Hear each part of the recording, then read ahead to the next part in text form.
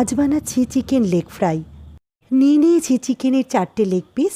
ছুরির সাহায্যে লেগ পিসগুলোকে চিড়ে নিলাম।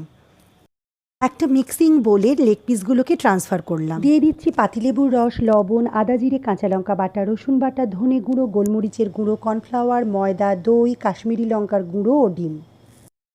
ম্যারিনেট করে আমি 1 থেকে 1.5 ঘন্টা ঢাকা দিয়ে রেখে দিচ্ছি। প্যানে তেল ভালো করে গরম করে লেগ পিসগুলোকে ভেজে নিচ্ছি। ভাজা হয়ে গেলে তেল ঠান্ডা হওয়ার জন্য সময় নেব 25 থেকে 30 মিনিট।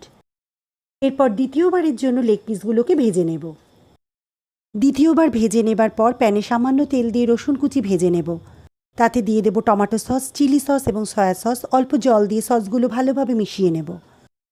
এবার ভেজে রাখা লেগ পিস এই সসের সঙ্গে ভালোভাবে মিশিয়ে নিলেই তৈরি হয়ে গেল চিকেন লেগ ফ্রাই।